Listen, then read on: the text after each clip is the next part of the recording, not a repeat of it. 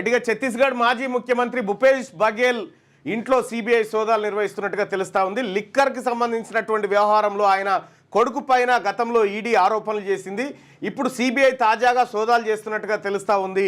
భూపేష్ బఘేల్ ఛత్తీస్గఢ్ ముఖ్యమంత్రిగా పనిచేసి కాంగ్రెస్ పార్టీలో కీలక నేతగా ఉన్నారు. ఇప్పుడు కాంగ్రెస్ పార్టీకి సంబంధించినటువంటి ఒక మాన్యువల్ రైటింగ్కి సంబంధించినటువంటి కమిటీలో ఆయనను నిన్ననే ఒక మెంబర్గా నియమించడం జరిగింది. అయితే భూపేష్ బఘేల్ పైన బీజేపీ ప్రభుత్వం అనేకమైనటువంటి ఒత్తిడులు ఏది సిబిఐ ఈడీలను వాడి ఇబ్బందులకు గురి చేస్తుందనేటువంటి ఆరోపణలు కూడా ఉన్నాయి. అయితే భూపేష్ బఘేల్ నిజంగా ఆ కార్యక్రమే చేసినుంటే, ఏది లిక్కర్ దందాలో తన కొడుకు ప్రమేయం కానీ తన ప్రమేయం కానీ ఉండినుంటే నేను ఎదుర్కోవడానికి సిద్ధంగా ఉన్నా, కానీ కేవలం ఆరోపణలతోటే నైతికంగా దెబ్బతీయాలని చూస్తున్నట్టుగా ఆయన గతంలోనే ఆరోపణ చేసిన. ఆయన కొడుకు ఇంట్లో కూడా ఈడీ రైడ్ చేసినప్పుడు కేవలం 5-6 లక్షల రూపాయలు ఏమో దొరికినట్టుగా తెలుస్తూ ఉంది. సో మొత్తానికైతే ఈ సిబిఐ ఈడీ ఇవి ఎక్కడ పనిచేయాలో అక్కడ పనిచేయకుండా, ఎక్కడైతే అవసరం లేదో అక్కడ పనిచేస్తూ ఉంటాయి ఈ ఇటీవల కాలంలో.